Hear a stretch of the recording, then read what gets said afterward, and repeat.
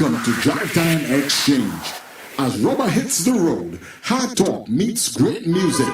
Monday to Thursday, 4 to 6 p.m. on Net Radio, taking you above and beyond. Give praise, children.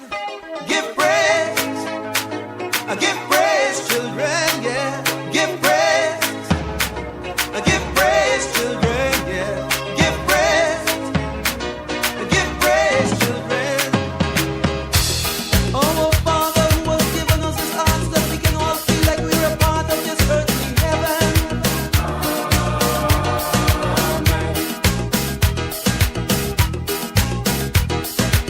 Forgive us this day our daily weakness as we seek to cast our mortal burdens on your city.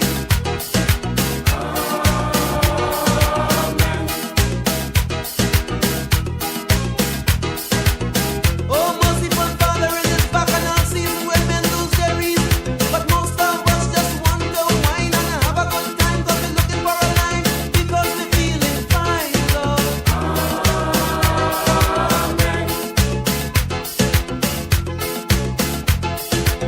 And as we jump up and down in this crazy town, send us some music for some healing.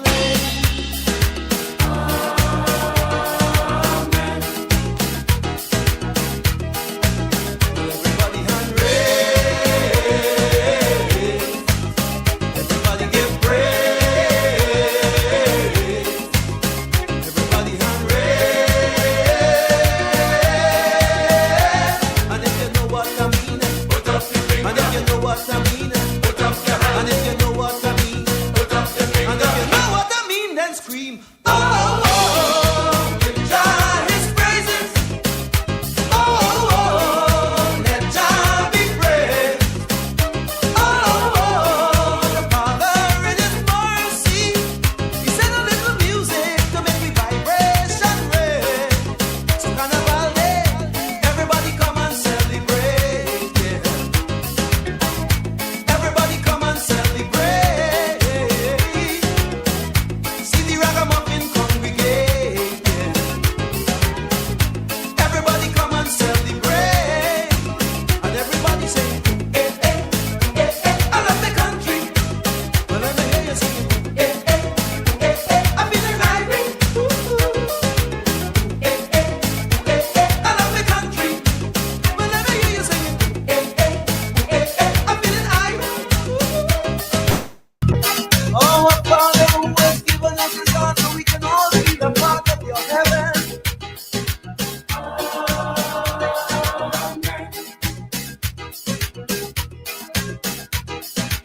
Forgive us today our daily weaknesses as we seek to cast our mortal burdens on your city.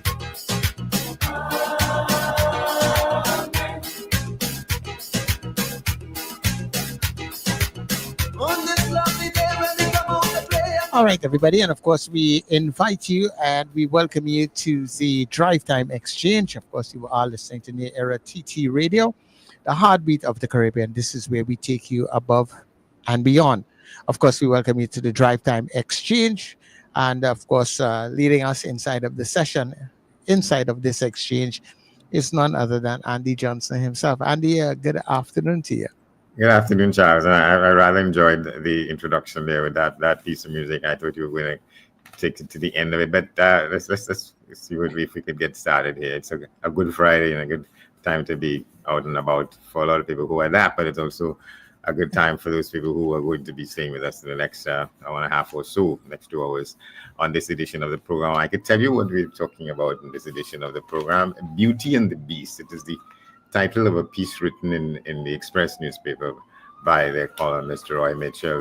He says those are the options we face in Trinidad and Tobago as we go forward. We could, in fact, do the things that will make the society and the Republic as beautiful as it is, or even work on the, I would say, the compound of that beauty, or we could end up being the beast.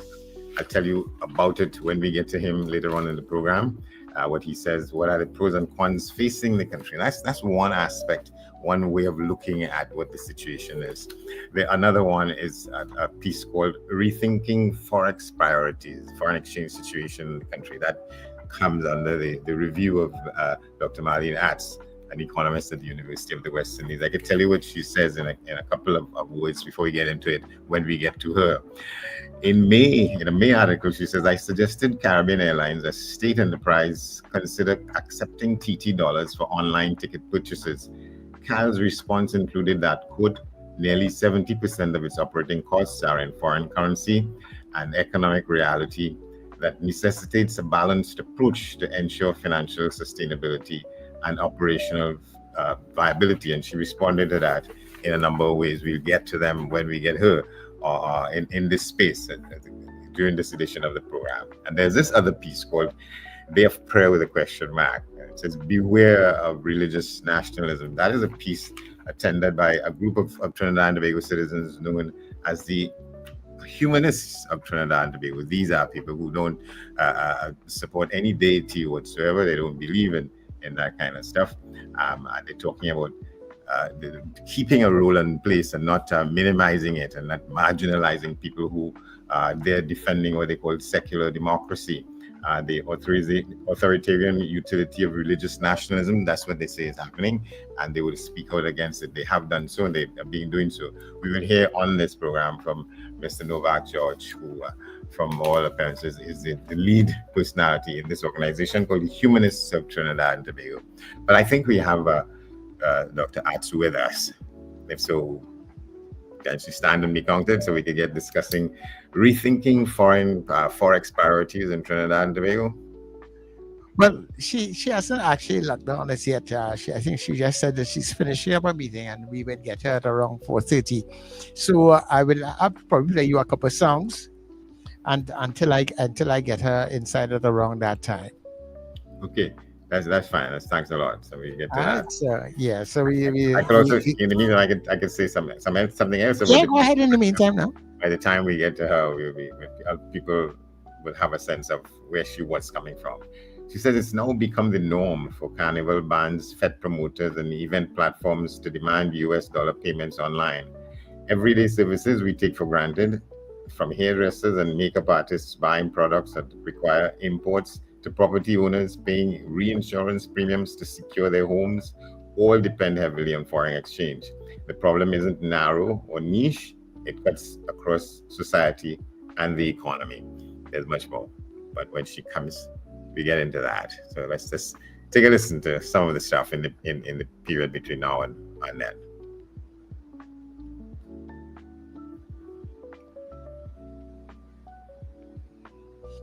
Yeah. So what do we do if so we hold on until she gets here so we can discuss it a little more, right? Yeah. All right. So people just stay with us and we will be back in a short. So you just might get the entire song, Andy. Yeah. Okay. Thank you very much. Okay. Give praise, children. Give praise. Give praise, children. Yeah. Give praise. Give praise, children. Yeah. Give praise. Give praise, children. Oh, Father, who has given us His arms that we can all feel like we're a part of this earthly heaven.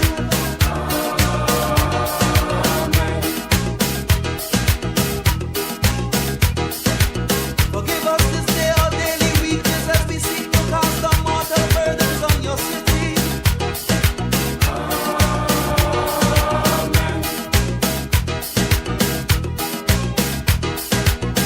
Oh, merciful Father, in this bacchanal season when men lose their reason, but most of us just want to wine and have a good time, 'cause we're looking for a line, because we're feeling fine, Lord.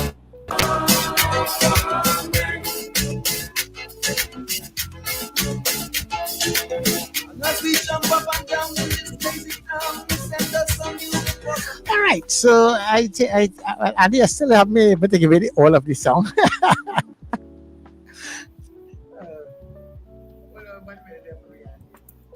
Yeah, well, that is good. That is good. But I'm seeing her. You could see and hear me, Doctor. Hi, Andy. Yes, I am here. I'm hearing you. I'm seeing you. Can you hear All right. me? Yes, very well. Very All well. right. Very well. All right. So I just picked out a couple of the, as they say in music, the stanzas from this piece, rethinking of our foreign exchange or forex priorities. And I just so that you come into the picture with that in mind. Let me just go back over them for me. You say in a May article that you wrote, you suggested Caribbean Airlines, a state enterprise, considering accepting that they should consider accepting TT dollars for online ticket purchases. Their response was that nearly 70% of their operating costs are in foreign currency, and that you say is an economic reality that necessitates a balanced approach to ensure financial sustainability and operational viability. You say other things in the piece, and we'll come to them in a moment. But let's just take this case. This is Carlos saying, well, we can't operate if we don't have at our disposal that kind of foreign exchange. Yeah, Andy, I mean, I don't have a nuanced understanding of CAL's operations, but I mean, one, it is not difficult to imagine they fly in international spaces, they have to pay for fuel, they have to pay for all sorts of things. In other airports where they operate, in other jurisdictions where they operate, and of course they would require international, they would require hard currency. So I don't know if it's 70, 65, 60, whatever the percentage is. But I don't also know how often CAL has had the opportunity to review their business model in keeping with the challenges that we face in Trinidad and Tobago, particularly with respect to foreign exchange.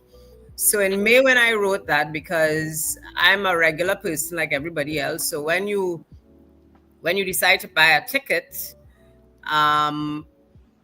you realize that immediately all of your available foreign exchange, or most of your available foreign exchange, is lost. And then you think about persons who have commitments, they have family abroad, they have children abroad, etc., etc., etc. So the conversation in May with respect to CAL was just a thought I had, because I think I had to do a transaction, and I realized, but wait, hang on a moment. Once you do that transaction online, that's the end of it, in terms of your allocation on your card. So the conversation at that time was whether or not CAL could consider, and I think I went on this occasion to say that it could also provide CAL with a competitive advantage. If the population, the traveling population in Trinidad and Tobago knows that they can use their debit cards and pay in TT dollars, they would more than likely want to save on their foreign exchange and use their TT dollars and save their foreign exchange for when they have to travel abroad or whatever other business they may need to do that would require foreign exchange.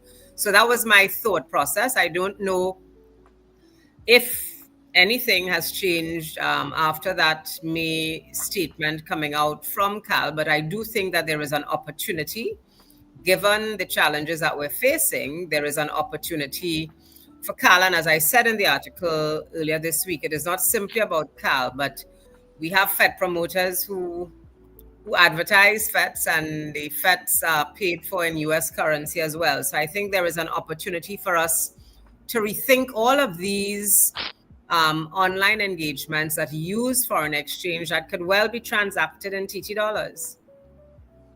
Yes, and you say also when officials supply titles. Some very pleasant background music, but it's I'm not sure. I don't think it's on my end, but it's a little. It's I don't know if you're hearing some background music. I'm not. I'm not hearing any kind of interference. Yeah. But we hear it. Is it disturbing to you? Yes, it's actually throwing me off a little bit, because I am trying to figure it on my end, and so it was. It had me a little wondering. Yeah. Yes, Andy. Sorry, you were saying. So go ahead. So it's better. Yes, it is much better. Thank you. Yes. All right. You say it's now become the norm for Carnival, as you were making that point just before we came in there. It's now become the norm for Carnival bands and FET promoters and even platforms to demand US dollar payments online. Everyday services we take for granted, from hairdressers and makeup artists buying products that require imports to property owners paying reinsurance premiums to secure their homes, all depend heavily on foreign exchange. The problem isn't narrow, or it isn't niche. It cuts across society and economy. Let's expand on that a little bit. Yes, when you think about, so let's start with the hairdressers, the makeup artists. So they are domiciled in Trinidad and Tobago, but their craft depends on imported goods and services. So they themselves are not demanding foreign exchange, but the sustainability and the viability of their small businesses require. So you're going to a large department store, We're not into the free advertising where you would buy all of these things that you require for your craft as a hairdresser, as a barber, as a makeup artist. If they are challenged, if the department store where you purchase your goods, or the supplier who brings in a particular brand that you use, if they are challenged for finding foreign exchange to import the goods that you require, so you're operating your small business in St. James, you're not in any major space, you're operating on the ground floor of your parents' home or a room in a parent's home, it means that if the person, the importer or the department store from which you are buying the products that you require for your small business, if they are challenged for foreign exchange and they have to pay a higher price in the back market, or whatever the case might be, that higher price is passed on to you. And that ultimately affects your bottom line, because you may then have to raise your prices for your customers and for your clientele. And I think very often those linkages are lost. So everyone, and this is the point I was making, that it cuts across society and the economy. So people think, so in the financial services sector, you have something called reinsurance. And reinsurance very often is for, it covers things like major disasters. So we saw Hurricane Erin, I think it is, going through the United States. Many of those buildings would have had disaster insurance, hurricane insurance, catastrophe insurance, which means some insurance company would have provided them with some coverage, but that coverage is then reinsured by an external party. So for us in Trinidad and Tobago, you may pay for your insurance $10,000, $15,000, $20,000, $1 million for catastrophe insurance for your building, for example, your commercial property. The reinsurance for that is outside of Trinidad and Tobago, and that reinsurance requires foreign exchange. So I'm saying there are day-to-day financial transactions, some of which the population may not be aware of, but there are important, critical transactions that require foreign exchange, not just for individuals in the population, but for the government to run its business, for example, bringing in medication. So we go to a pharmacy and you hand in a prescription, that's foreign exchange, because the medicines are not produced here. So even if the medicines are produced somewhere in CARICOM, they're paid for more often than not in US dollars. So I'm saying that there are layers, and I think the conversation, given where we are in the country with respect to the foreign exchange imbalance, supply and demand, really requires, I think, a deeper understanding at the level of the population as well. I think the government is well aware of the challenges and the multifaceted nature of the challenges. But moving forward, I think we need to look for solutions, including how do we find ways to use TT dollars where we can, as opposed to simply saying that everything has to be denominated in US dollars. And my suggestion has been that, for some of the, maybe not all of the transactions, but some of the transactions be paid for in TT dollars, so that we ease that burden. Because at the end of the day, each one of us, and I made mention in the article, loves the convenience of swiping a card or paying in US dollars, but we don't really understand the domino impact of that and the effect of that. It's really an imbalance that is, the pendulum is swinging more and more in the direction of scarcity of US dollars as opposed to an increase in supply of US dollars. And we have to find a way to navigate that. And the overarching point of the article is that we're going into a high demand season. Christmas to Carnival is perhaps the time when a lot of foreign exchange is consumed, because all of the goods that we consume over the holiday period are in fact imported goods. Yeah, and I hear what you say is a natural sort of evolution from that. You say when official supply tightens, the black market fills the gap, and anyone who has ever needed US cash quickly knows the parallel market is thriving. This comes with its own risks: lack of oversight, inflated rates, and further distortion of the system. The truth is that foreign exchange is not infinite, and our economy is simply not generating US dollars at the levels it once did. At the same time, our appetite for foreign goods and services remains unrelenting. How can that be addressed at all? Well, there are several ways, none of which would be palatable. So the first issue is, if we go back in time 20 plus years, those of us who are on that side of the age barrier would know that we knew that Christmas was coming when you saw pears and grapes in Port of Spain.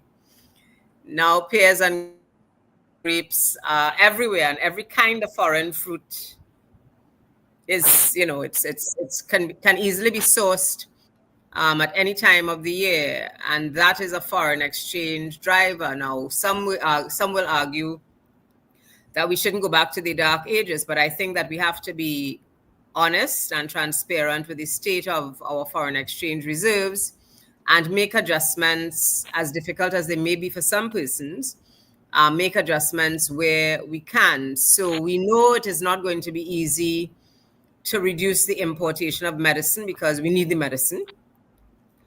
So we know, we can see that that is an essential good, a critical good. We know it is not going to be easy to reduce the import of some inputs into manufacturing, as the case might be. We know it's not going to be easy to find substitutes for them locally. So you go through the list and you identify those things which are critical. And then after going through that list, and this is not in any way a policy prescription, but I do think that some of what I'm saying ought to be considered. And then you go through and you identify ways that you provide disincentives for importing certain things. So if you want to import certain goods because you feel you have an appetite for it, perhaps let's include some kind of tariff on those goods so that the price is a disincentive to your wanting to consume those particular goods. You look at our consumption of practically everything in Trinidad and Tobago. We consume things that we don't produce. So the clothes we wear, the food we eat, the inputs into operations, and I really think that the opportunity has come, but the time has come. The opportunity has presented itself for us to make some decisions. So there is also the boogeyman, and I'm not putting it out there in any way, shape, or form to suggest that that is what is going to happen. I know sometimes people tend to take away what they wish. A devaluation really does. A devaluation is not. It has, it doesn't always achieve the objective that you want. But what a devaluation does is that it immediately increases the cost of imported goods, which itself also serves as a disincentive because you pay a higher price. But that also brings with it hardships because the things so it's sort of targeted intervention. So the things that are essential, so your medicines, et cetera, they immediately become more expensive. And the persons who are most vulnerable, who depend on these imported medication, the elderly, your sick, et cetera, they will suddenly find themselves facing a higher cost of living, which is why I'm saying in the article, Andy, that we really need to have a holistic approach to how we deal with this. It is not easy. I envy neither the government nor the central bank governor because we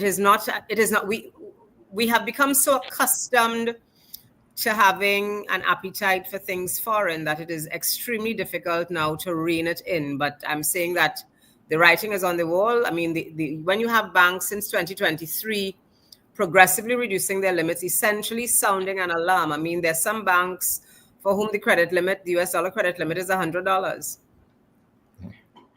As we speak? As we speak. All right. That's the credit limit. And some of them have it at $200. I mean, as we speak. And this has been this has been the response from the banks to that imbalance because, and another point that I think would be helpful to be made at this time, well, 2 points. One, there's some platforms, some foreign platforms, some shopping platforms that give you the option to pay in TT dollars. So it is an American platform, but it gives you the option to pay in TT dollars.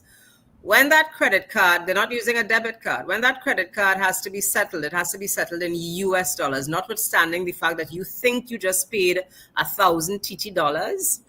it has to be settled in US dollars because MasterCard, Visa, etc., those are US entities. So the banks have to reconcile that payment. You think you've just paid in TT dollars, they have to pay it.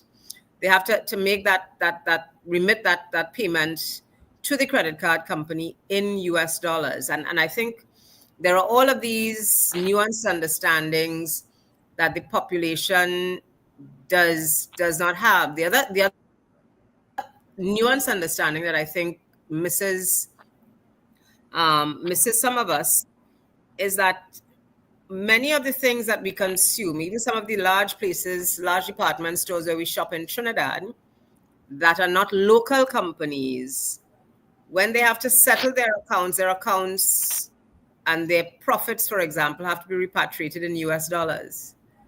So even though we may go in and we may shop and we might spend $3,000 or $5,000 or $6,000 buying a TV or whatever the case might be, when those companies settle their accounts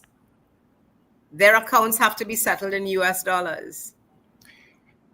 Yeah. To what extent do you think this is the kind of issue that requires sort of a national conversation? Absolutely. Because I think it was this morning or yesterday, I heard a particular set of stakeholders. I forget whom, and even if I remember, I wouldn't publicly announce it at this forum, saying that they hope in the upcoming budget the government recognizes that they need foreign exchange for X, Y, and Z. I forget the details, but I was listening to it in passing, and I'm saying everybody's going to say that they need foreign exchange. And I'm not discounting the fact that foreign exchange fuels many businesses in Trinidad and Tobago. But I am asking for us as a country to have that kind of national conversation and that layered conversation so that everyone understands where we are. Everyone understands how every action could have an implication for foreign exchange. So think about, as I mentioned in the article, you want to do an online course. You want to do an online course for education, just for your, to elevate yourself, because, there's this course that's online and you're willing to take your money to do a course online. But your limit is $200. And so I really don't think that many persons understand. So we tend to focus on, the supermarkets are getting, and this one is getting, and that one is getting. But my focus is less there, and my focus is more on the hairdressers and the makeup artists who are trying to create a space for themselves, create an economic space for themselves and for their families, really the micro entrepreneurs for whom this is going to be catastrophic, because they probably don't have the $5,000 limit that was reduced to $2,500 recently. They probably have a $500 limit. And if they have to go on the black market, they're probably going to have to pay a significantly higher price for US dollars, simply because it's a demand imbalance. And when we know basic economics, when there is a shortage of supply and increased demand, the price goes up, which is where you get, if you want to pay 10 to 1 or 12 to 1, you'll get any amount of US dollars that you want on the black market, not through the formal systems. So there are all of these nuances. And I think, not making a plug for the banks, but I think people also don't understand that the banks have to meet international obligations. So when they have 5,000 people spending $100 each online on a Friday night because it's Black Friday in the US or something like that, Monday morning, the banks have to then settle that US currency. That's the first thing they have to do. They have to settle that on Monday morning to their international partners. Yeah. And you say that the discussion is important. I want to ask whether you think at all, does it seem that is something that is on the agenda, whether for the Minister of Finance or from the Governor of the Central Bank, that to sort of call our attention to it in a greater way, that there can be some kind of congregation. I saw a statement from the Central Bank, presumably from the Office of the Governor, Central Bank, saying that the latest rate, the reduction in the allocation by the last bank last week was because of the imbalance in the supply and demand. So I take it the central bank governor, since assuming office, Mr. Hawaii, has been meeting with several stakeholders, and I'm sure that they have not lost any time lamenting the challenges that they're facing, the various stakeholders facing with respect to foreign exchange. I don't know if the central bank plans to, or if the government through the Ministry of Finance plans to hold such a national conversation, but I think it is useful. I think it is useful for all of the cards to be laid on the table. So it's not simply a question of finger pointing, as I say in the article, of shouting to see, well, who can shout the loudest to get the greatest allocation of foreign exchange. But I think as a country, this can only be resolved, not solved, but I think we can only find some kind of common understanding if everyone understands all of the attendant issues. And I don't get the impression that everyone understands all of the attendant issues, and we are being some way swayed by noise in one direction or the other. But this is really, to my mind, a national issue because it impacts on all of us, some more than others. And if I can just circle back to the point about the devaluation, while in economic theory that is a possible solution, I fully understand that is going to impact lives and livelihoods significantly because of the amount of goods and services that we import. More goods, so things like medicine, that I will always harp on those things.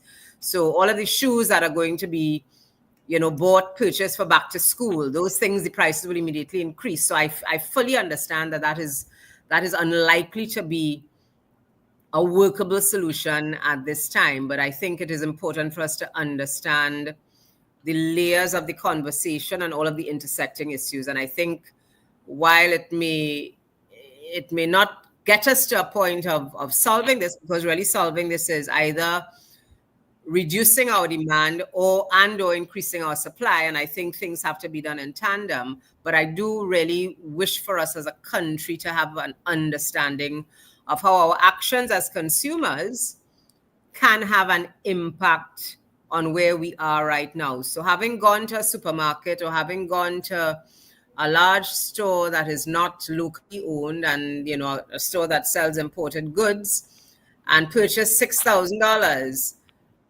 in TT, which you think is in TT dollars, but really has to be remitted in US in the final analysis, and then going to the bank and being told that you don't have any, that you can't get more than 100 US. You've already used up a lot. Yeah. One wonders to what extent we are back at the stage and the place that we were in 2019 in that period when you had exchange controls. Yes. Yeah, where you had exchange controls. Something has to be done, and I think something has to be done soon. But I think it requires an entire recalibration because some persons may not remember those days of the exchange controls. Some of us will remember it. And I don't think that persons can wrap their minds around having that level of control. So I think it has to start with a public education so that people understand where we are and understand that the main source of foreign exchange for us is not as healthy as it used to be.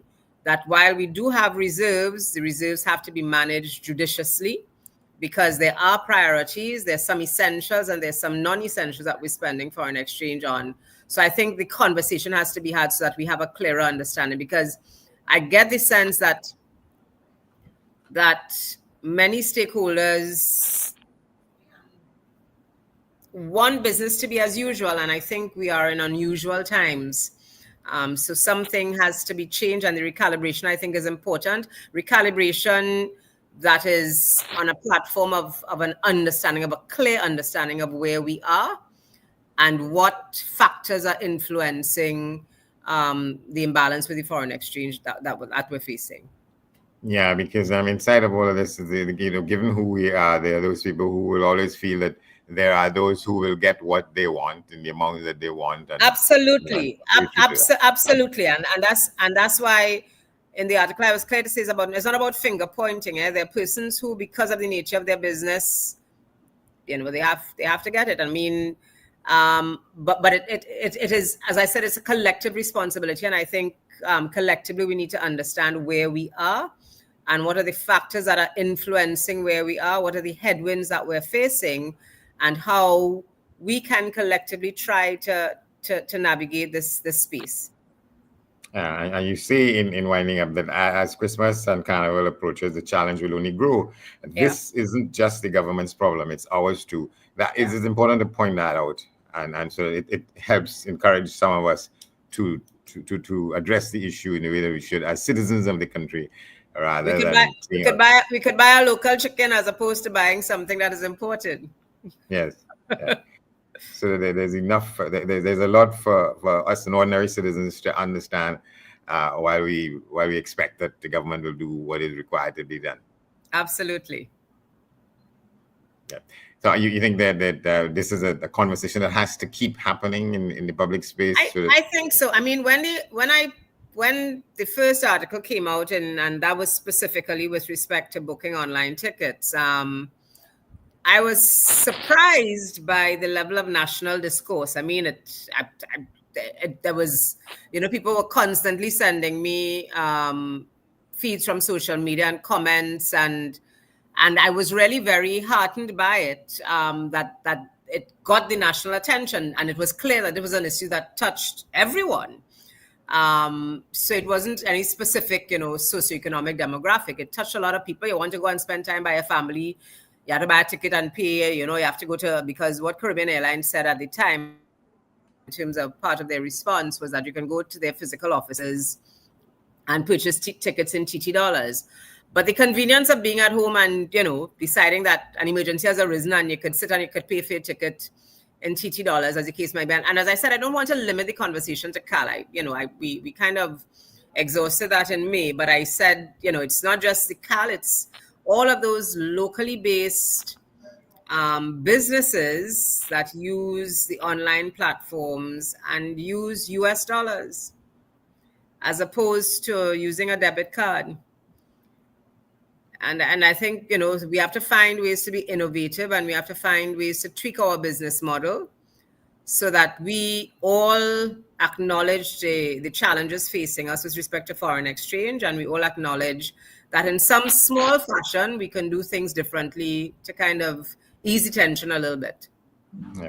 So it's the kind of thing that calls for sort of town meetings, public meetings in the public space, so that get us to understand. I would think so.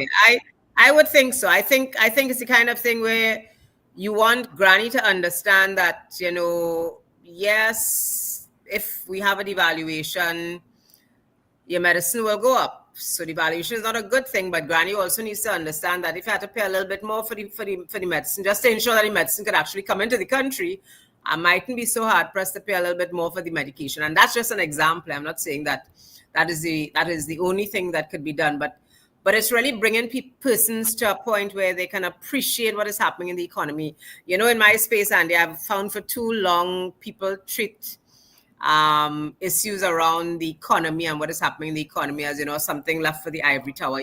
What happens in the economy is everybody's business. What happens in the economy determines whether you could buy 5 things in the grocery when you go, or you could only buy 3 things in the grocery when you go. And, these are literally and figuratively bread and butter issues. Yeah. So it should start, say, with the Governor of the Central Bank and the Minister of Finance sitting down and determine how to make this a public issue and get buy-in from across this society.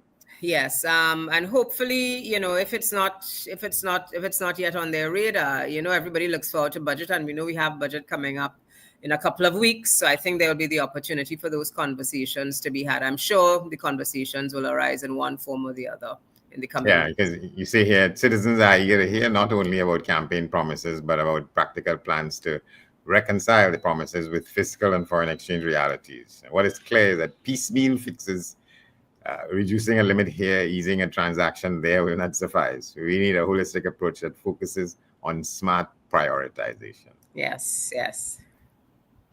Absolutely. And as I said, there are some things that are essential goods, and I will keep harping on the medicines, some of the school supplies moving forward, because we don't manufacture some of those goods locally, so they have to be imported. But in terms of the food items, for example, do we need to import all of the varieties of fruit that we import? Do we need to import all of the varieties of corned beef that we do import? And those kinds of decisions. Someone said to me once that there's a popular fast food for which we import the ingredients. And I'm kind of like, I was taken aback by that.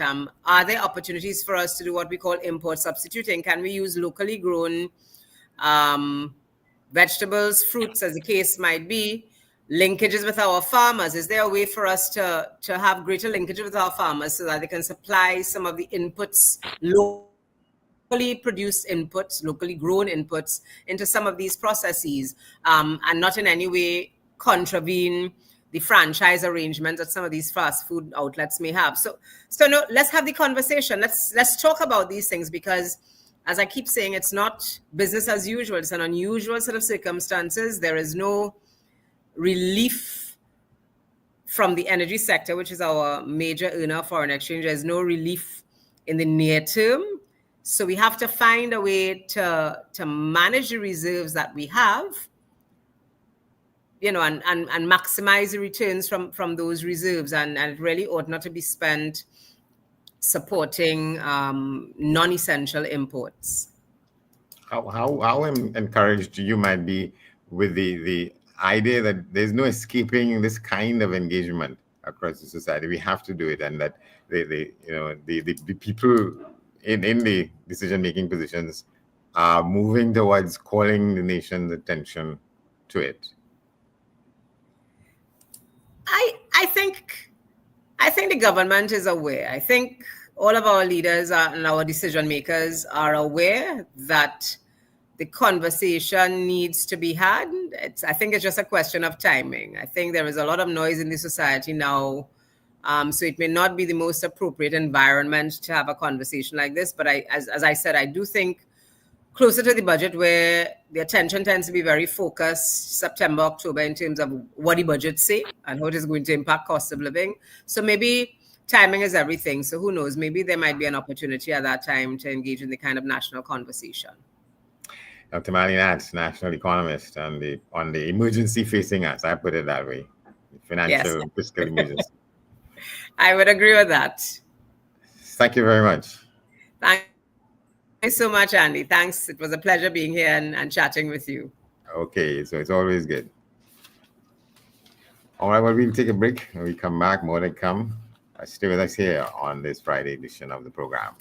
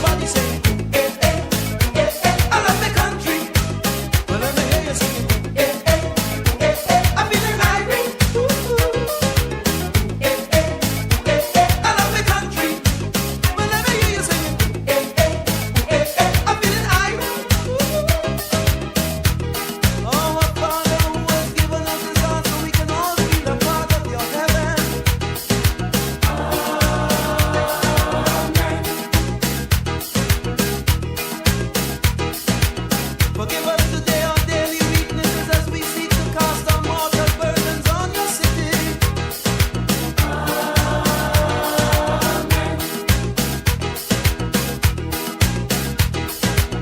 On this lovely day when we come out to play and we come out to sway and we breaking away.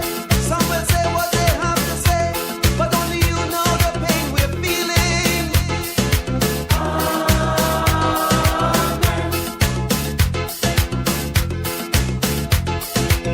As it was in the beginning of Tuesday, good vibes till Carnival Tuesday ending.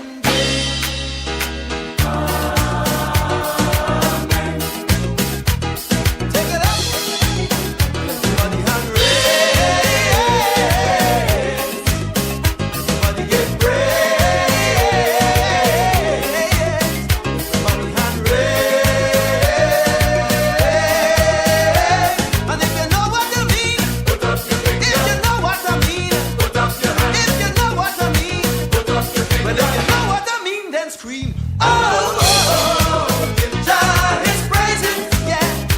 Oh, oh, let Jah be praised. Oh, oh, the Father in His mercy, He sent a little soca to make we vibration raise. So Carnival Day, everybody come and celebrate, yeah. Everybody come and celebrate, yeah, yeah. See the ragamuffin congregate, yeah. Everybody come and celebrate, and everybody sing, eh, eh, eh, eh.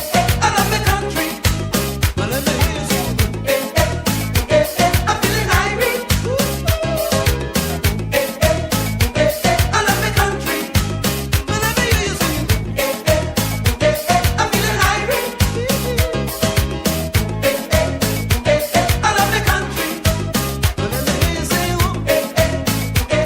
I'm feeling irate, eh, eh, eh, eh. I love the country, eh, eh, eh, I'm feeling irate. Wake up with the Net Radio Breakfast Show. Rise and shine with Wendell Stevens and Richard Raghuvarsing, weekdays, from 6 o'clock to 9 a.m. Start your day feeling good, energized, and informed as we tackle the biggest issues of the day, get you where you need to be on time, and keep you in the know about everything that matters. We bring you insightful discussions, expert analysis, and the latest updates so you're always ahead of the curve. Mornings matter. Your voice matters. And it all starts right here on New Era TT Radio, Net Radio. The Net Radio Breakfast Show, weekdays 6 to 9 a.m. Wake up informed and stay ahead. Charmflair Auto Services Limited, your one-stop auto repair shop, located at number 1 Industrial Lane, Charmflair, right opposite the brewery on the Eastern Main Road. Yes, we do it all. Repairs to all makes and models, from your everyday sedan to SUVs, light trucks, pickups, and panel vans. We're also the sole distributors of Davanti tires, certified VTS inspection station, plus a wide range of services: oil change, front end and suspension repairs, tune-ups, tire alignment, batteries, electrical work, radiator and cooling system, AC repairs, and accessories galore.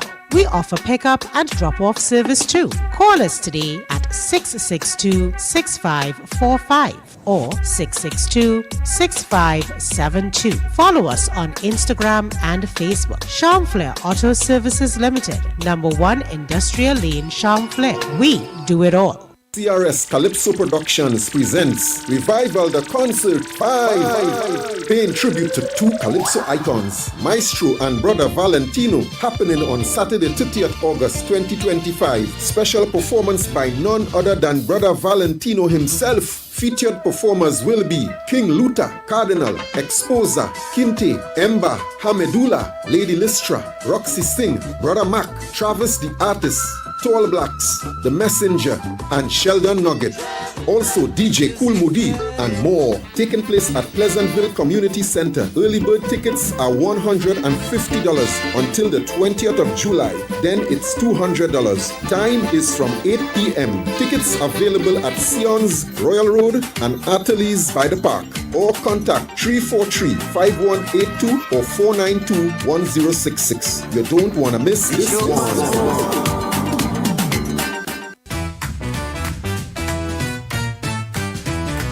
Advertise with us on New Era TT Radio, the fastest growing streaming platform for talk in Trinidad and Tobago. Audio and video ads welcome. Elevate your brand with us. Connect with us at newerattradio@yahoo.com or call us at 299-5156. Now what are you waiting for?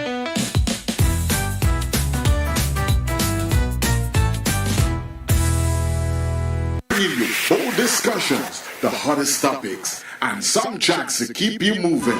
The Drive Time Exchange on Net Radio, taking you above and beyond.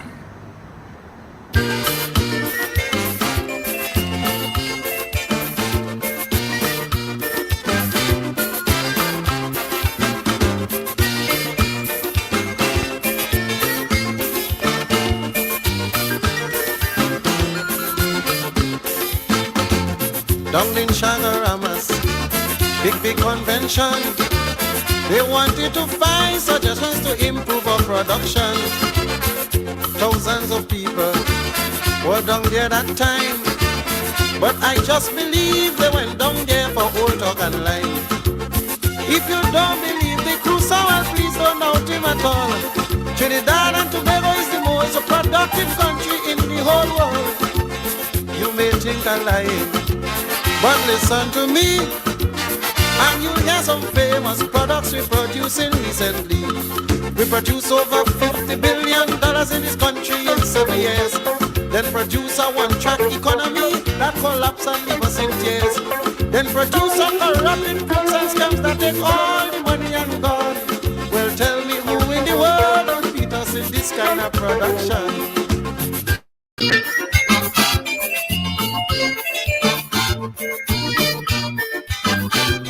All right, people, as you welcome me back to the Drive Time Exchange right here on the Era TT Radio. And of course, Andy Johnson is our moderator inside the Drive Time Wednesday and Thursday.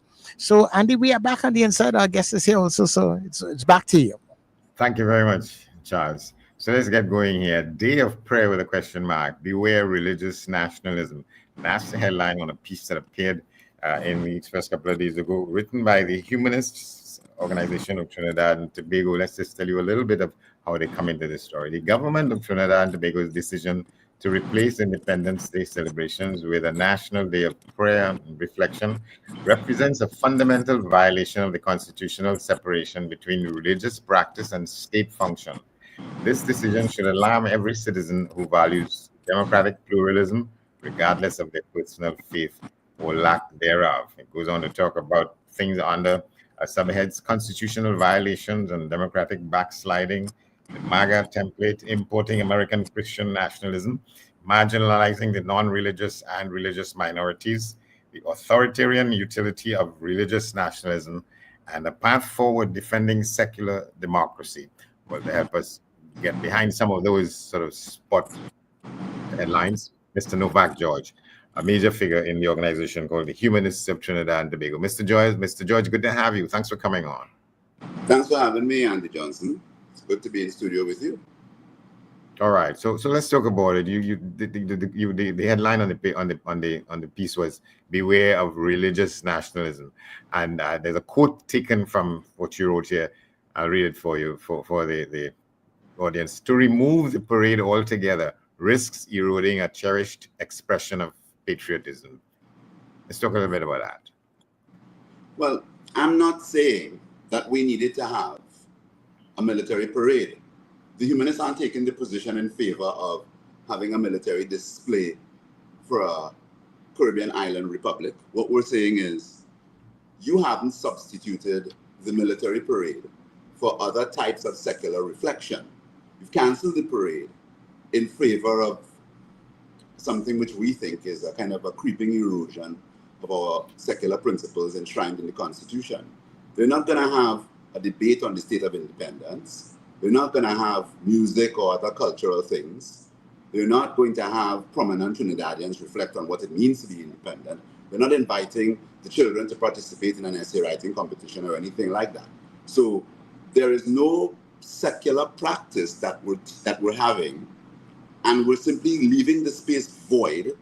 And you've seen the other letters to the editor in the papers this week with question marks behind the motivation and the policy choice behind that. But what our position is, the secular reflection on the state of the Republic is something that is cherished. All citizens look forward to it, whether they're doing so formally or informally. The headline formal piece is the parade. We're not saying we want our parade. We're saying, let's have our reflection on the state of the country. And you're saying, let's not have that public reflection. You're taking away secular spectacle and you're favoring religious practice. And we think that points at something that's insidious. All right. And let me ask you, to what extent you've had any kinds of feedback or responses in similar way as, somebody like myself who's curious about seeing where you're coming from and being able to or willing to have fuller expression on the issues that you raise here?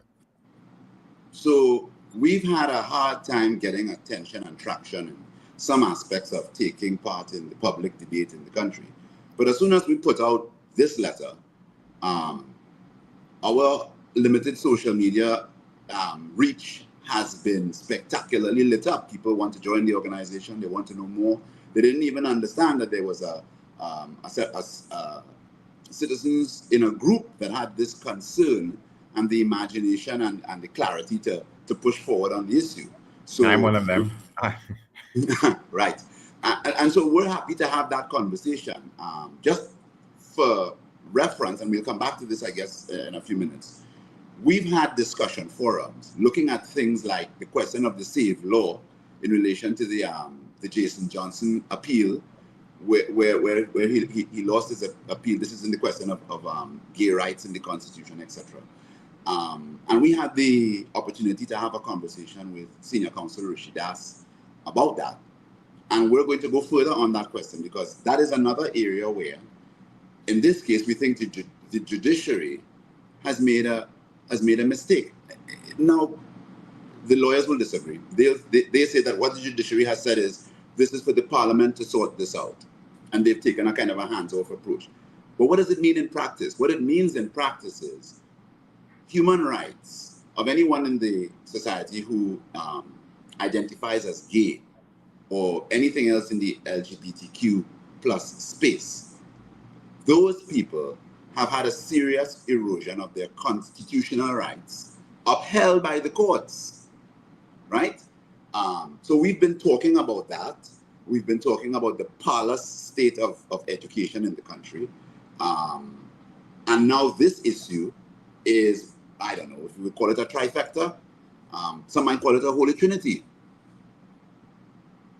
Yes. You said the parlous state of education in the country. Let's talk a little bit about that. Sure. Give some examples of where it's evident or where it's not evident and it should be. We have two things to wrestle with here. The first is whether or not, on the whole, what we're delivering as a curriculum to children at primary, secondary, tertiary level, whether it's fit for creating or sustaining a 21st century labor force, right? And the evidence is in the performance of our students matriculating at all levels and being examined at all levels. There's been a sharp dip. We've not made an adjustment. We knew, everyone knew, that there would be a dip in performance coming out of the pandemic and that you would have to put a lot of resources in place to address that shortcoming, that deficit in performance in the education system. We didn't do it, and now we're going to be reaping the whirlwind. So that's what we mean. That's an example. That's one dimension of it. There are other dimensions of it. There is the apparent imbalance in performance between boys and girls at all levels. There's all kinds of things like that. And the data is in on those things. It's not a question of we're reaching for something where we think there's a problem. There's evidence of the problem. And this administration was elected by the nation, I would say in a fairly clear-cut majority, to come and solve problems of crime, problems of a lack of opportunity, problems of housing, right? We did not, if people wanted religious leadership, there are pathways and lanes for that in the society which are clear-cut. No one elected this prime minister to pray for us. Her job is to apply herself, and her administration is to apply itself to solve our secular problems. That's her responsibility. Her responsibility is not to invite people to bow and pray. This is almost reneging on the employment she was seeking. Obviously, she was seeking employment in April. She got the job, and now she's trying to change the terms of her employment. She wants to be a high priestess, and that's wrong. Yeah, and that's what you're speaking to when you talk about marginalizing the non-religious and religious communities. Right. Where does this leave an estimated 20 to 30% of Trinidadians who identify as non-religious, atheists, agnostic? Okay, Andy, stop right there. Go ahead. We want to acknowledge an error which Kevin Baldusing, an erstwhile colleague of ours, has called us out on. He says that 20 to 30% is a gross overestimation. We looked at the numbers because humanists are concerned with empiricism, and we are concerned with rigor. And Baldusing found a fault in our letter, and I want to say that was a fault indeed. That number is nothing like 20 to 30%. That number is closer to maybe 11% if you aggregate everyone together. And even if you make a generous overestimation, maybe you'll get to about 15%. So that was an error in the letter. But that does not do anything to deride or diminish the constitutional argument, and that the strength of constitutional protections does not depend on numbers.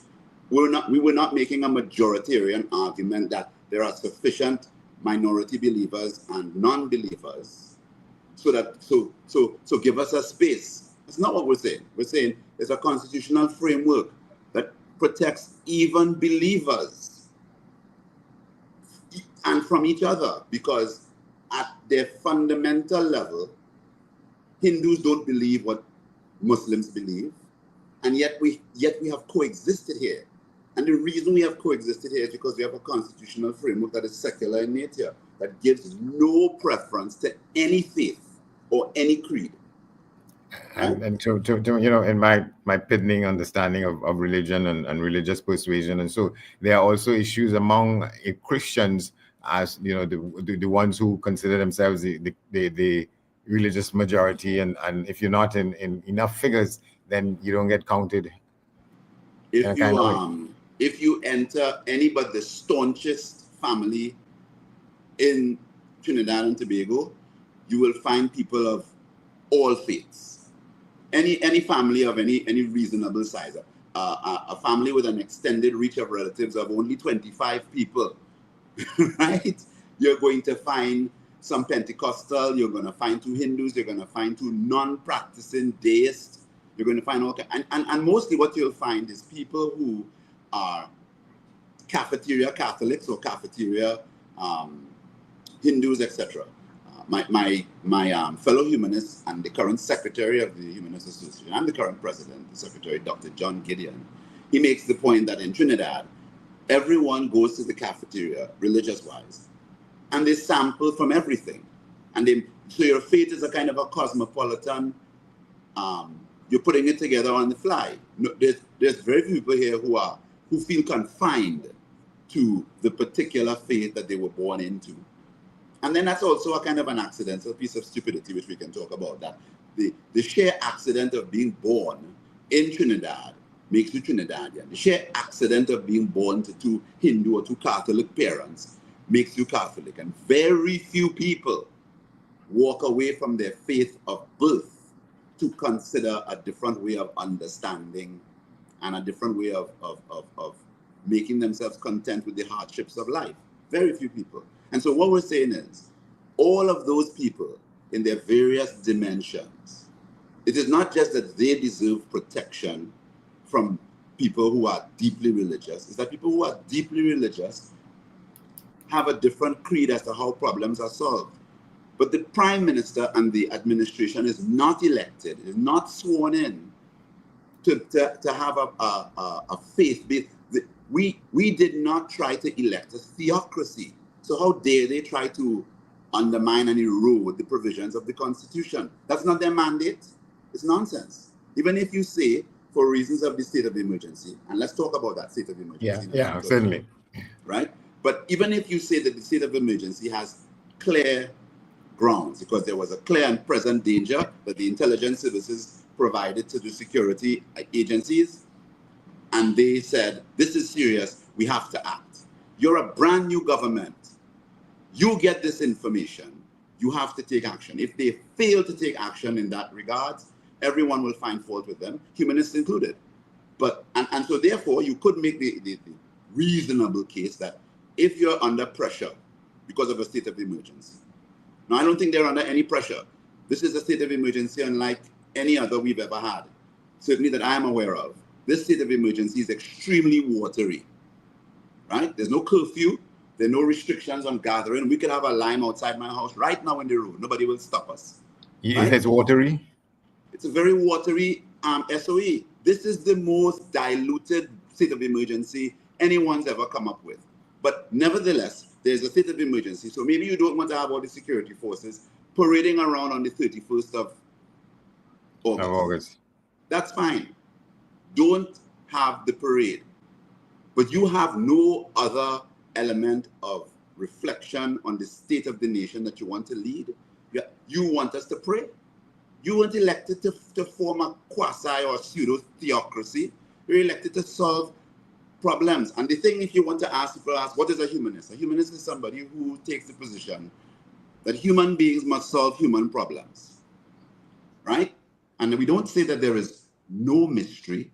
We simply say that the mystery is no path to solving problems. You don't improve your problems by mystifying them. You improve your chance of success by demystifying them, right? And what she's doing is she's adding mystery. And I don't want to personalize it and make it sound like it's an attack on the Prime Minister. The Prime Minister has it hard enough without another group personalizing it. But she is the personification of her administration, and she's the political leader of the nation. All right, so let me just read some things carried under that subhead, marginalizing the non-religious and religious opportunities. And you ask, what do you say? Okay, if it's not 20 to 30%, if it's 11, 10%, if it's whatever percent, there are those among us who, as you describe, as non-religious, atheist, agnostic, or practice minority faiths. And the government's assumption that all citizens naturally turn to prayer excludes many thousands of people who find meaning, purpose, and ethical guidance through secular philosophy, humanistic values, and non-theistic, theistic spiritual practices. Talk a little bit about that. Okay, so another way to understand that is this. In a plural society, I gave the example of the cafeteria way that we consider and organize. There are lots of people who, if you ask them if they're religious, they'll tell you no, but they'll tell you that they're spiritual, right? Or they'll say, I don't believe in any organized human practice, but I believe that there is a supreme being, right? Okay, now granted, nearly all humanists I know also happen to have no belief in a deity and no belief in that kind of religious understanding or exercise. But our position is, in the course of life, in one way life is very long and in another way life is very short. But in the course of one's journey, many people, particularly in a plural culture, in a plural society, they dip their toes in various streams, right? You find yourself romantically entangled with someone from another faith, and you will consider joining that faith. You find yourself in a moment of personal crisis, and you may consider a reversion to a faith, or somebody takes you to the river, whatever it is. But if you live here, no one can prescribe, no agency, certainly no state agency can prescribe or suggest or bully or cajole, right, or steer you in a particular direction. And so under the veneer of let everyone of faith pray and reflect, nah, don't try that. That is the slippery slope. And what they're really trying to do there is to introduce the idea that whenever there is a way in which the government cannot solve the problem, then the government is not accountable because it's a mystery. It's beyond human agency to solve Trinidad's 25, 30-year crime spiral. And yet, we can think of plenty of times in human history in the last 100 years where many places where there was a lot of crime, a high amount of violence, and a high amount of disorganization of institutions.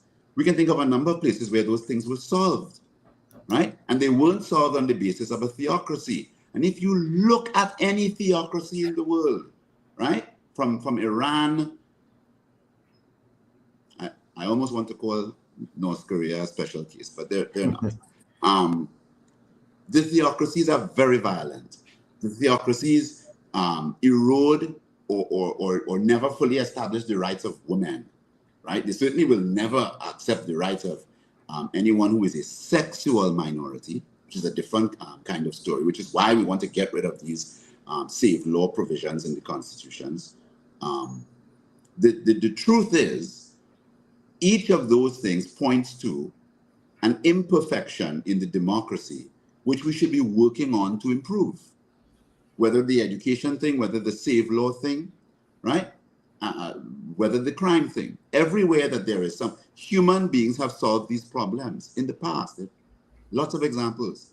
So we know we can solve those problems. We have to, and Trinidad can't be a place that claims to be very educated and has a lot of bright and skilled people. And I believe that what the administration is doing is disincentivizing people to apply their talents to solve our problems. And I think that is a very serious problem and a very serious dimension to this as well. And you know how I would underscore all of that, Andy? Yeah. Self-determination. Self-determination means you've got to investigate, you've got to analyze, you've got to rely on empirical evidence, right? Not everything is reducible to science, but science is a way to know what is happening, that you can replicate, that you can demonstrate. Somebody can be entirely skeptical of your findings. They can take your research, they can replicate it and say, this is true because I tested it myself, right? And we can do that and solve a lot of the nation's problem. If this government sets some hard targets that were realistic. You have a state of emergency, but you haven't set any targets. There are no KPIs as to what this state of emergency is supposed to accomplish. So there are no hard points. How can anyone have confidence in this? But and for people who don't know KPIs, or the key performance index. What's that? I just, for those people who may not be familiar with the term, a KPI, you know, a key performance index. Yes, or key performance how do you indicators. judge whether the performance? Yeah. I come from the school of Woodford Square. I don't like to presume that people aren't capable of understanding their own problems. And I also think that the Enlightenment project, while maybe 2/3 of it is numb or comatose, I think the Enlightenment project is still very much with us. And it is possible for people to understand their situation. There is no reason why we should not say to the state, what are the hard targets on crime reduction? The Minister of Housing, Jillian John, says she wants to deliver 500 housing units a month. Not only is that an impossible target, completely unrealistic, some would even call it dotish. The issue there is, even in a world in which it was possible for her to deliver, say, 100 houses a month, the effect of that would be to vastly overheat the economy. So on the basis of basic economics, that's not a reasonable target. But maybe it was just an aspiration that she was saying on the hustings of the election.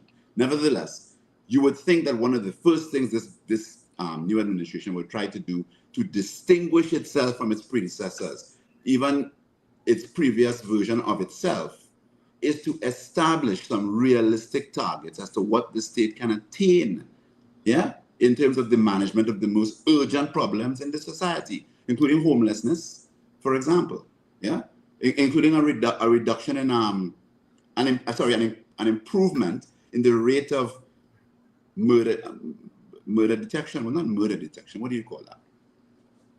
Bringing people to justice for killings, right? We're not doing a good job of that. I think the current rate is under 10%.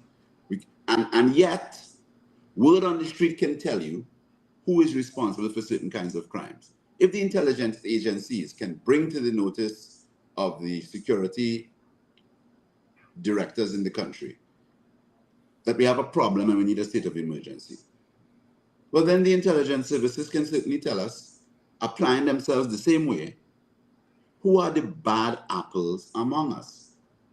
In a country of, let's call it 2 million people, how many bad actors do we have? Do we know who they are?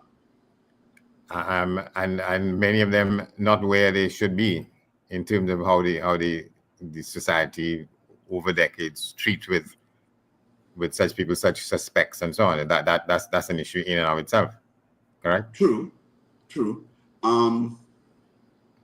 I'm sorry, I lost the middle part of what you were of that sentence, Andy. Just try that again. Well, yeah, the people who identified as, offenders and so on. That even with whatever number is brought to the table, following through to get the process to be kicked in to treat with such people.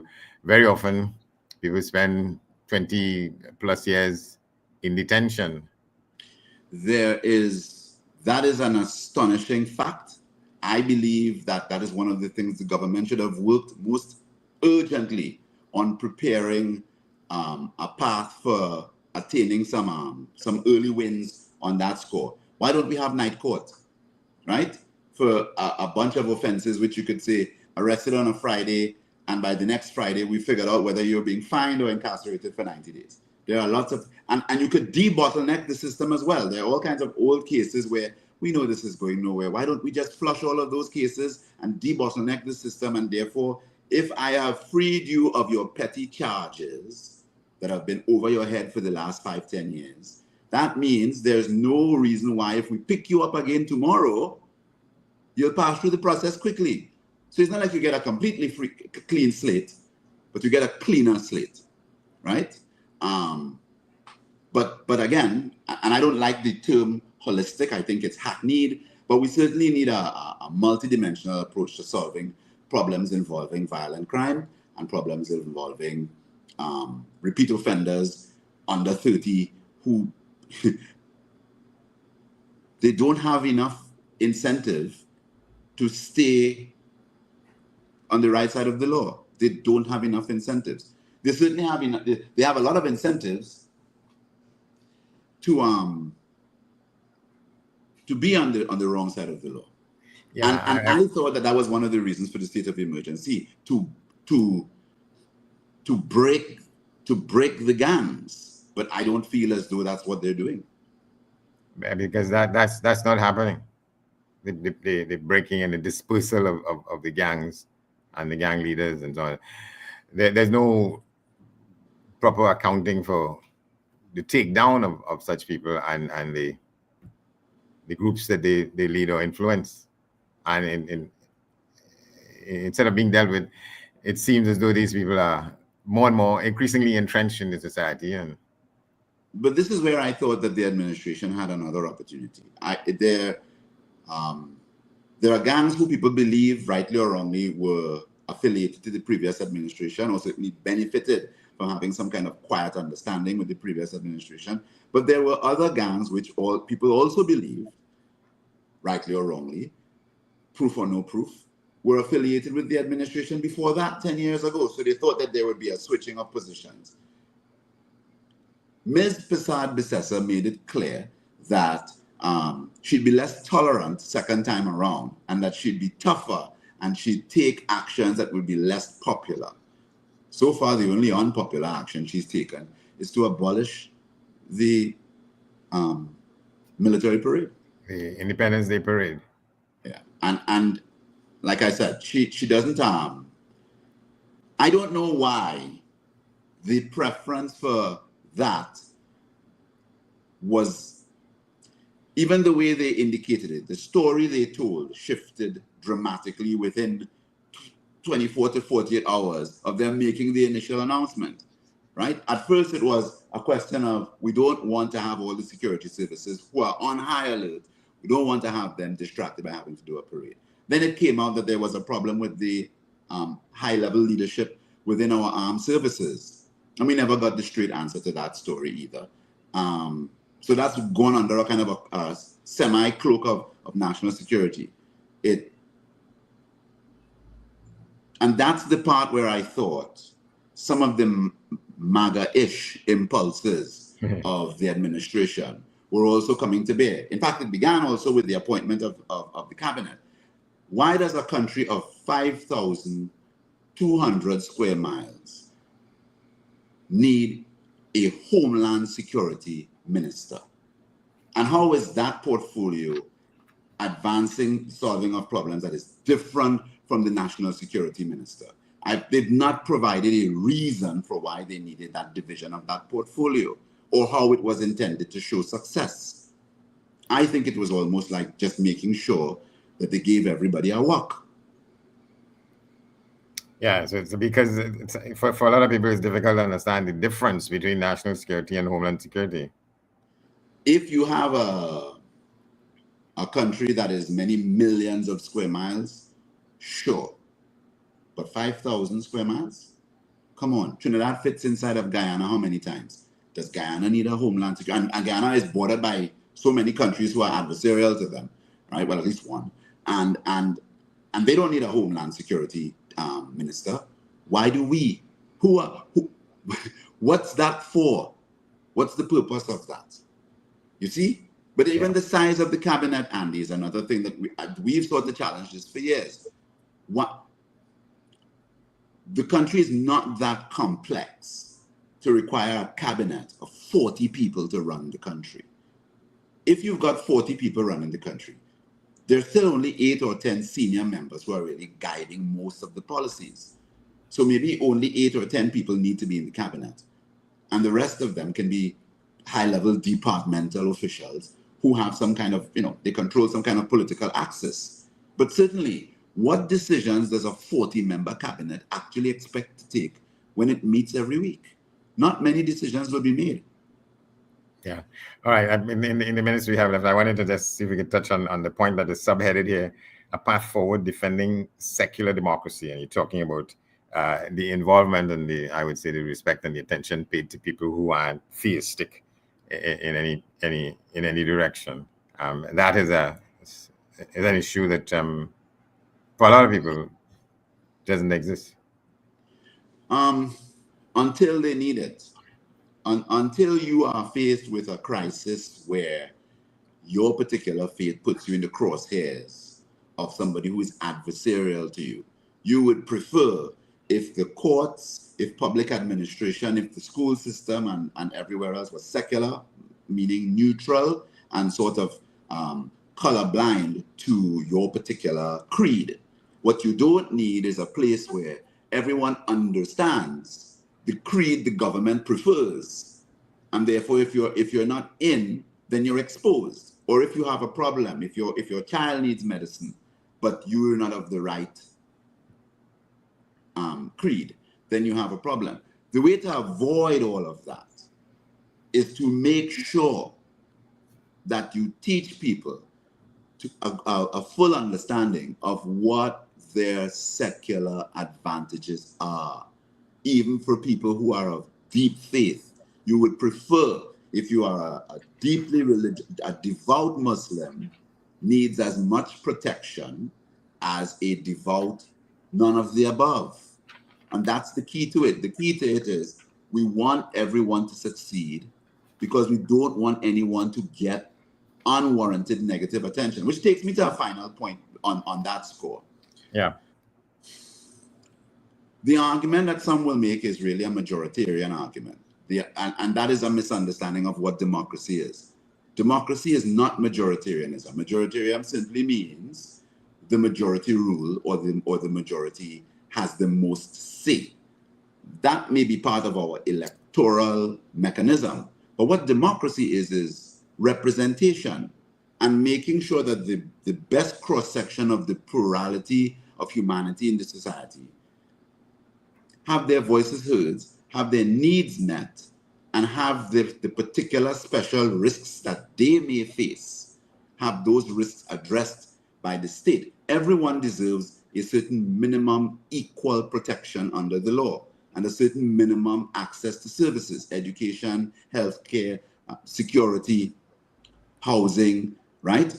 Which is another thing we'll bring up maybe another time. You'll invite me back on for us to talk about the scandal of how much billions of dollars the state has spent in 25 years on what is not low-income housing, what is not serving the needs of those most at risk of having no shelter for fledgling families. And there's a better way to spend that money, and there's a better basis for that economics. And the way that everybody gets equal protection is from a secular framework that has no preference for anyone's creed.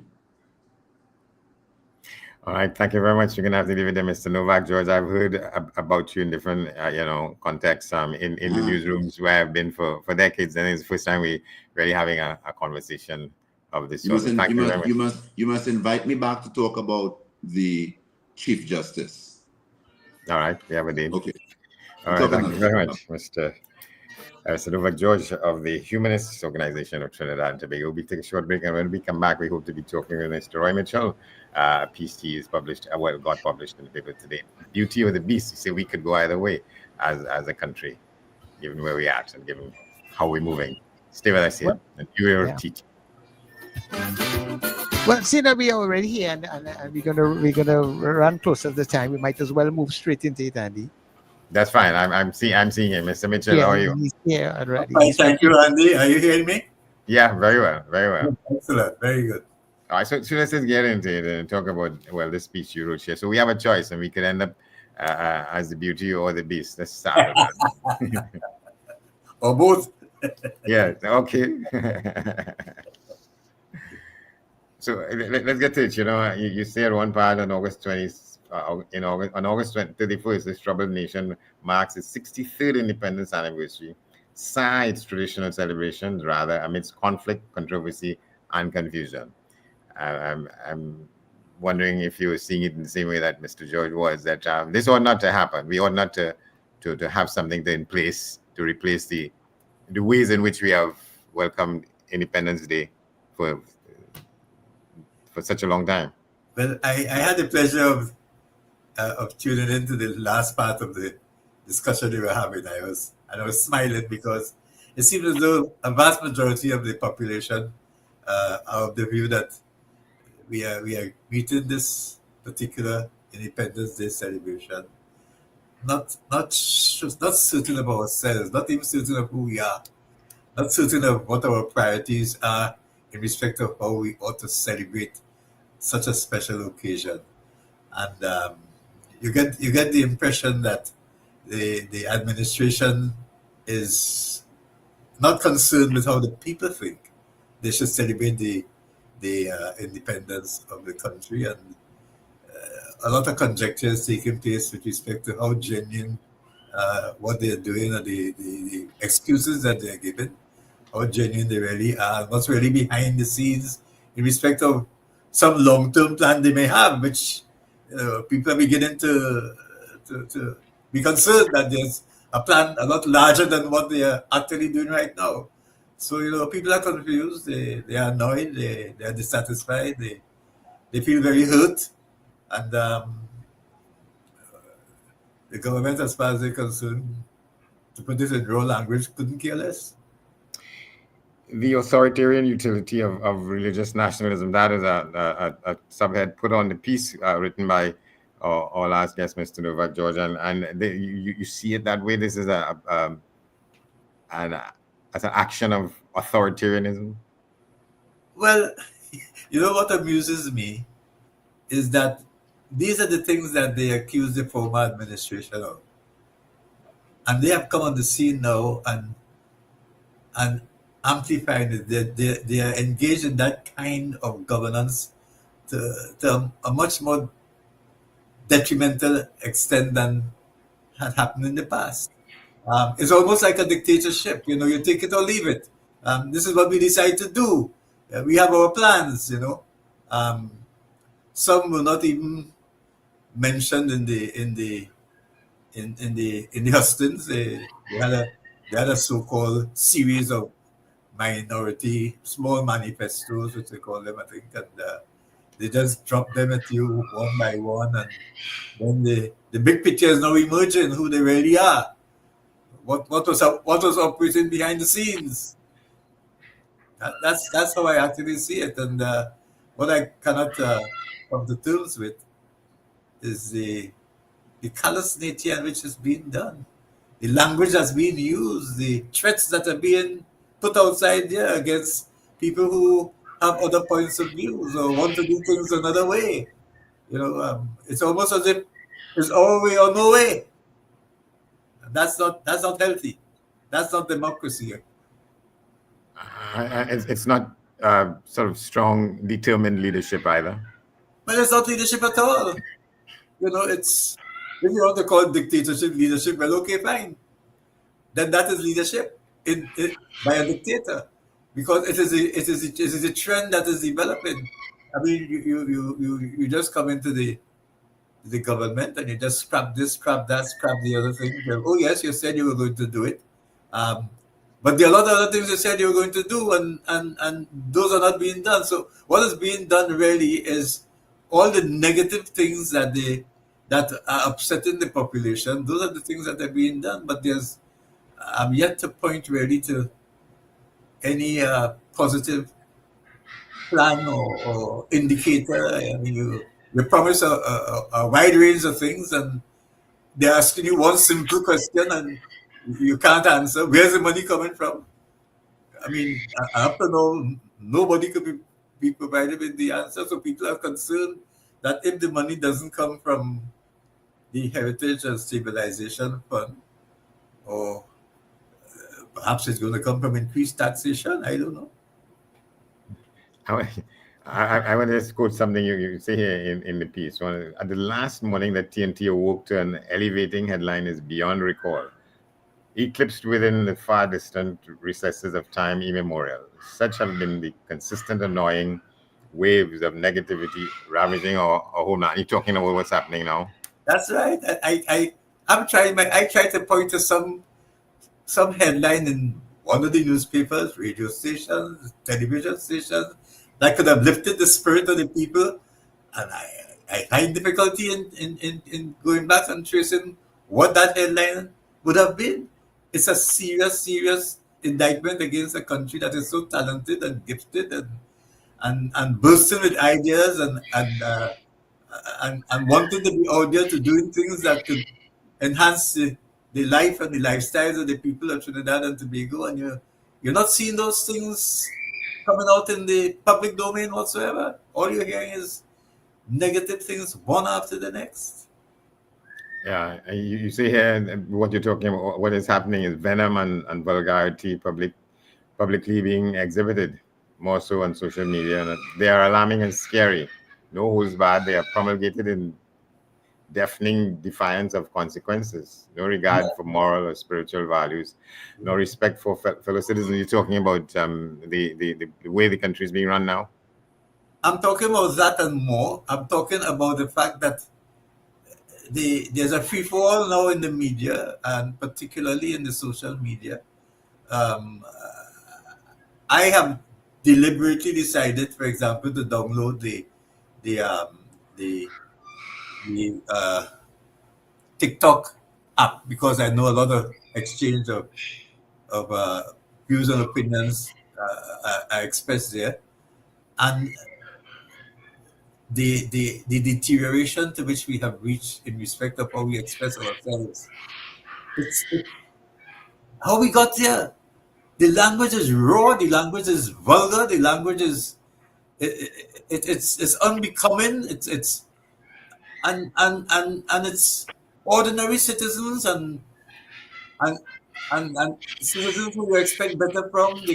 I mean, even the leader, the country is talking about busting people head, and I mean, it just does not add up.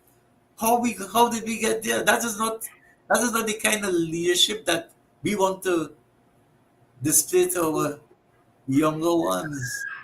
If that is what they have to be guided by in respect of their taking over this country in the future, then we are in deep trouble.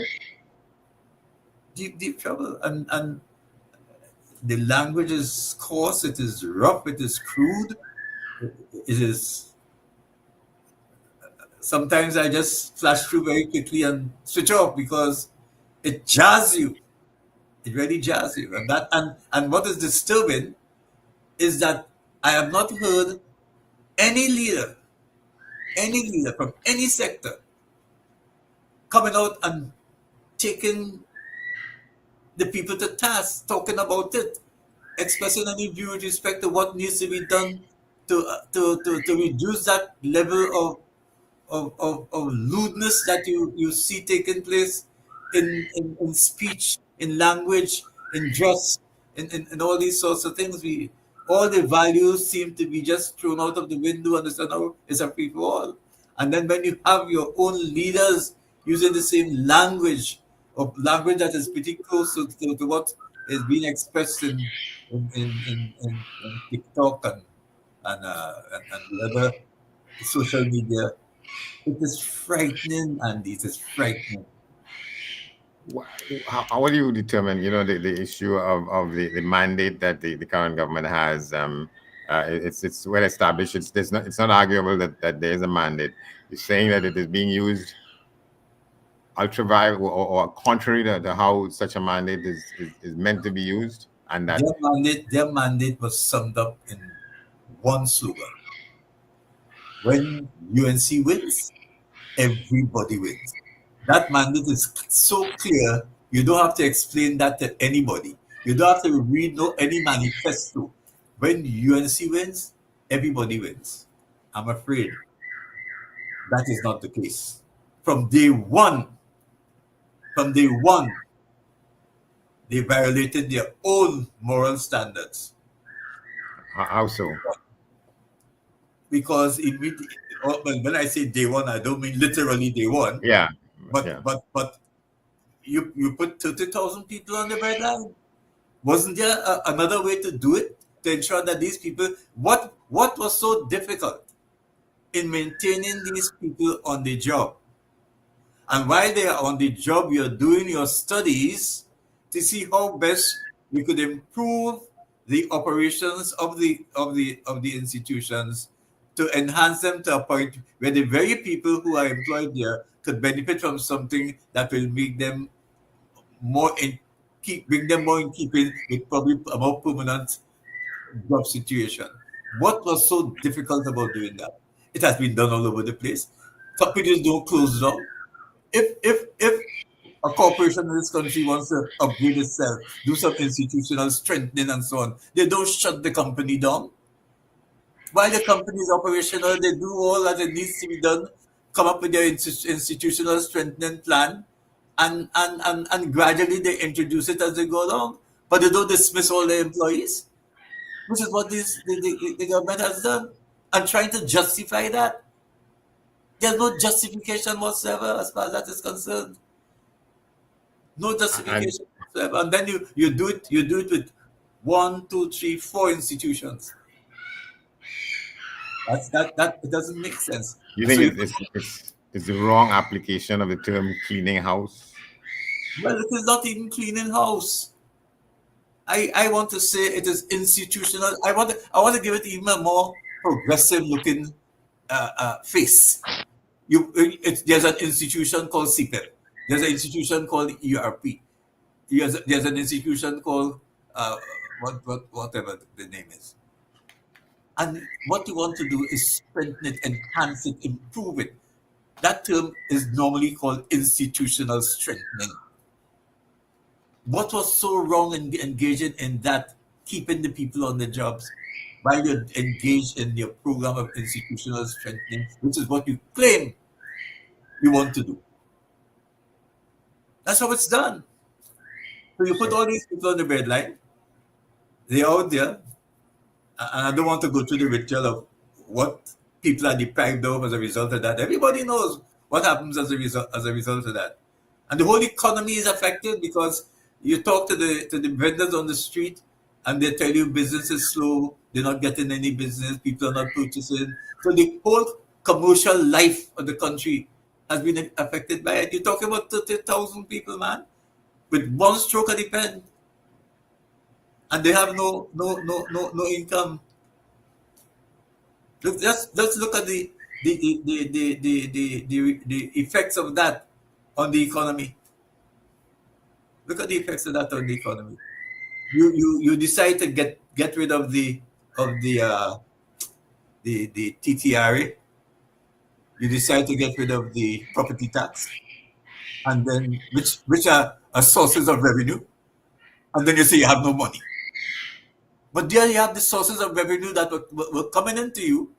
You get rid of them, and then you're crying you have no money. And that's why it's difficult for them to find any institution that will lend them money to do anything. Because the first question I would ask if they came to me as a lender is, how are you paying me back? But why did you cut off the property tax which was giving you revenue? Why did you get rid of the TTRA, which was an improved way of enhancing tax collection, revenue collection? And now that you did these things, you cut your neck off. Now you want me to come and fix your face. You think at all there's any reckoning of what the impact of that has been thus far, and you sense that there ought to be some kind of reconsideration as to what happened here? It is clear to me, from how I see the ministers behaving, that they're frustrated. And they're frustrated because they have no money. They're frustrated because they have no money to do the things that they told us they were going to do. You said you're going to give the PSA starting at 10%. You have to have some kind of rationale for deciding on 10%. You can't just pull that figure out of the hat like that.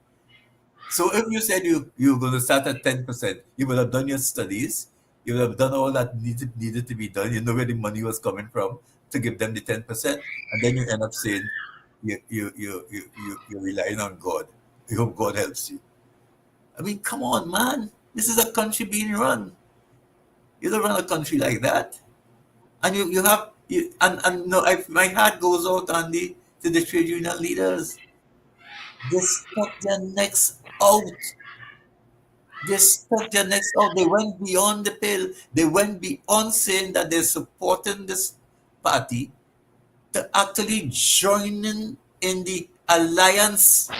So they became a political institution by virtue of that. And up to about a week before you got rid of CPEP, you were in Faizabad telling the whole crowd there during the Labor Day celebrations, I am one of you. I am one of you. And 1 week after that, or thereabouts, you cut the throats of 10,000 workers, then another 5,000, then another 4,000, then another 3 something or the other. I wonder if there's any sort of need to ask the question this way, to put into the discussion here. The fact that there are more labor leaders, or former labor leaders, in this administration than probably ever before, and they are in a monkey pants, you would say. You put it very nicely, Andy. They're between a rock and a hard place. They just do not know what to do. I have never in my life in this country seen labor leaders compromise themselves so badly. totally, so much so that one of them has not even yet come out and said a word. He's probably still in shock. Not a word. And that is one of the key leader in this country who, the moment you shift your gear with labor relations in this country, he's out there. He's out there. He's out there. Not a word. I empathize with him. He was the one who championed everything. He was the one who was in the forefront of everything. And now, not a word, Andy. You have to be concerned. That is our labor movement. That is the backbone of the working class in this country. And they cannot, I mean, just one of them has come out and said anything. The other one said it's collateral damage. You know, it's a serious, I don't know if people realize how serious that situation in itself is. I have worked with them. They were part of the NTAC, that, of which I was the special advisor. I've worked with these guys. I know where their heart is. I know where their heart is. The National Tripartite Advisory Council. Advisory Council. To what extent do you think that is even more required as an institute to help us walk through some of this? Had that institution been allowed to survive, the opportunity was there for the labor movement to really make a substantial, significant contribution to all aspects of life in this country. But for whatever reason, they chose to, after 2 attempts of pulling out and then coming back in, on the third occasion, they just decided that they're done with that. Now, my concern is, even if you try to bring it back, remember that decision doesn't rest only with the government, nor with the trade union movement if they want to come back into it. It also rests with the private sector. And the experience that the private sector has faced in initiatives of that kind over the past 20 years or more is not encouraging for them to even think of getting back in an arrangement like that, unless certain specific terms and conditions are imposed upon whoever decides to be a part of that. And therein lies a problem that we have not yet addressed. How will the private sector respond to any initiative by the government to reconstitute the National Tripartite Advisory Council with the same trade union membership and leadership that has done so much damage to the organization by virtue of their to-in and fro-in with respect to their membership in the organization? We have just found ourselves in a situation where they've made it very difficult for anybody to have the absolute trust and confidence that if they come back into it again, they wouldn't do the same thing. It's a dire situation. Yeah, so we could say goodbye so long to initiatives such as those, aspirations such as those, integrated trilateral organizations such as that. Yeah, and I without patting myself on the back, the last initiative was the most successful. The most successful. We had advanced the tripartite movement for 6 years or more. Done a tremendous amount of work. The trade union movement could tell you that we did a tremendous amount of work, and quite coincidentally, they left that organization at the point where they had actually agreed on a mechanism to bring a successful resolution to the long outstanding public service negotiation that were taking place. Negotiations that went way back to almost 16, 20 years. And we came up with a strategy of which the trade union movement was an integral component of coming up with the strategy. And the day after we agreed on it to move forward with it and make the recommendation to the government, that's the day that they chose to pull out. It's baffling. It befuddles you. It'd be All right, permissible. let me just see if we could close with this. Which you say at the bottom of this piece here.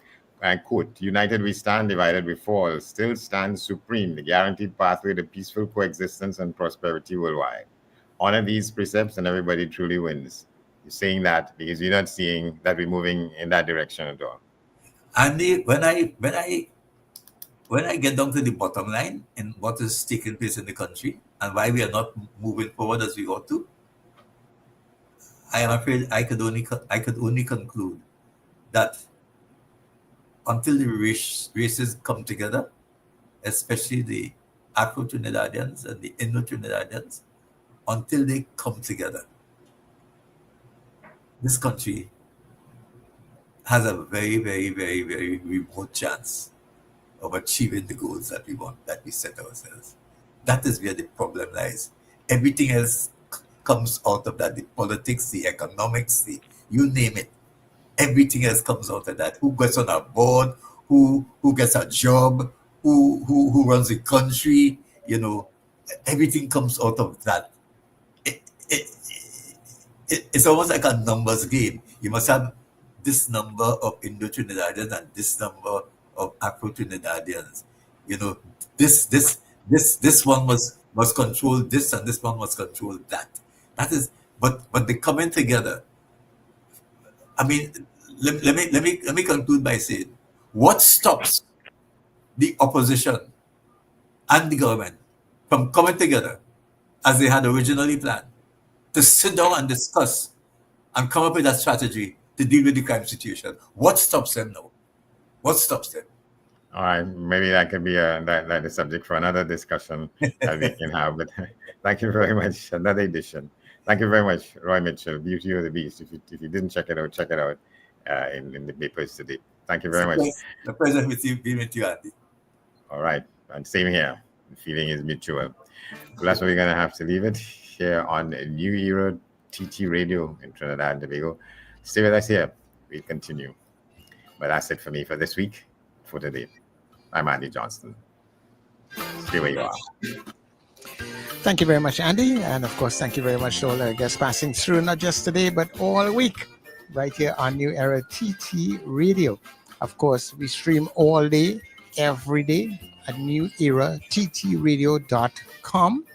All right, so when you don't get us on the YouTube channel in the morning drive, and like now inside of the afternoon drive, you can get us in the other parts of the day and on the weekends at newerattradio.com.